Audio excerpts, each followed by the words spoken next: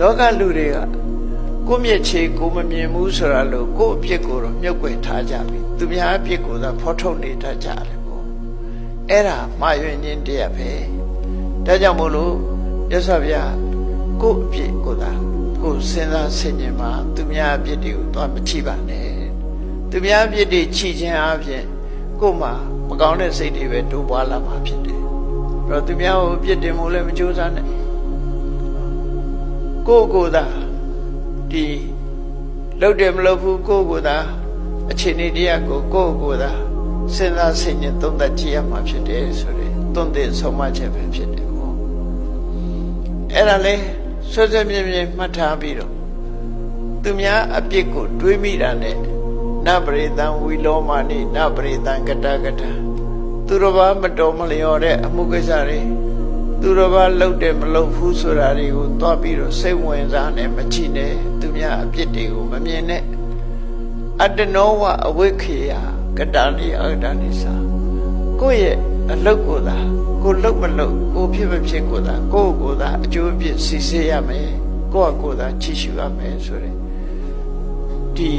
မြတ်စွာဘုရားရဲ့သုံးသစ်ဆုံးမချက်အတိုင်းနေလို့ရှိရင်သူများကိုအပြစ်တင်ငြင်းညောင်ဖြစ်တဲ့အကုသိုလ်တွေကိုမှဖြစ်တော့ဘူးလေ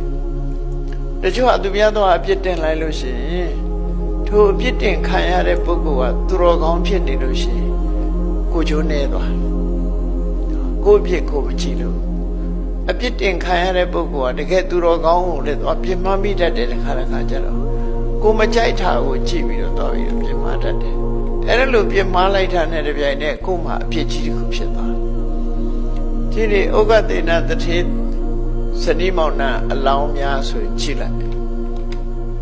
လမ်းမတွေ့တဲ့ပိစိကဗုဒ္ဓကိုသူတို့ပါလာတဲ့စာဝတ်တော်ဖွဲ့တွေလှူလိုက်တယ်လမ်းကြုံလို့တွေတဲ့ထဲလှူလိုက်တယ်လှူပြီးတော့ဆူတောင်းတဲ့အရှင်ဘုရားသိတဲ့တရားမျိုးသိရပါလို့ဤဆိုပိစိကဗုဒ္ဓကြည့်လိုက်တော့သူတို့ဆူတော်ပြည့်မယ်ဆိုတော့ပိစိကဗုဒ္ဓကဝန္တာအာရပြုံးလိုက်တာပြုံးလိုက်တော့အမျိုးသမီးကစပြီးပါပြောတော့အေးဟိုကိုရောကပြုံးနေတော့အနုပညာသမားနဲ့တူတယ်အနုပညာသမားတွေကလည်းပြုံးလေးနေတတ်တဲ့ထမရဲ့တချင်းဆိုရင်ပြုံးနေကြတာဟုတ်တော့ဟုတ်လောက်တယ်နော်မပြုံးရင်လည်းပြုံးဆိုတာအခုခေတ်တော့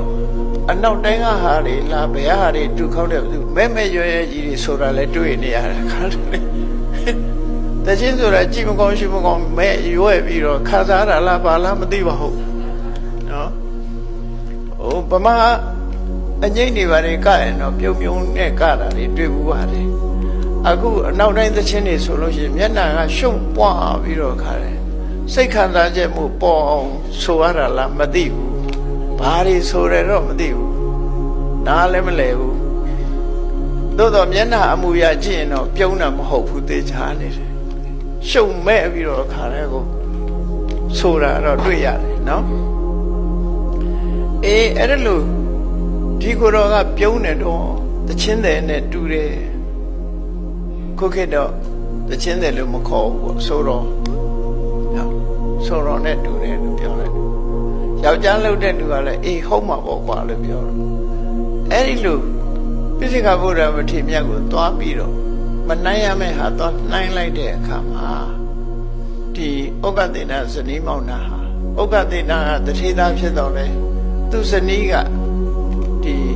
ကားချိတ်တဲ့အမျိုးသမီးသွားဖြစ်တယ်အဲ့တော့ကားချိတ်တဲ့အမျိုးသမီးကိုတွေ့ပြီးတထေသားကလည်းကားချိတ်တဲ့မှနောက်လိုက်သွားတယ်အဆင်မျိုးဖြစ်သွားတယ်ထောက်ခံလိုက်တာနော်ထောက်ခံလိုက်တာနဲ့ပါသွားတယ်တထေသားကတထေအိမ်ပေါ်မနေရဘဲနဲ့ကားချိတ်တဲ့ဘဝရောက်သွားအဲ့ဒါသူတို့ဇလံမှာအဲ့လိုရှိတယ်အဲ့တော့သူများအပြစ်ကိုသွားကြည့်လိုက်တာသူများဟာကိုသွားကြည့်ပြီးတော့ကဲရဲ့စကားပြောလိုက်လို့ရှိရင်ဒီလူတွေဖြစ်တတ်တယ်ဆိုတာလည်းသတိထားစရာပေါ့နော်အေးအဲ့ဒါနဲ့ပတ်သက်ပြီးတော့မြတ်စွာဘုရားအခုဒီမှာနပရိသံဝီလောမာနိ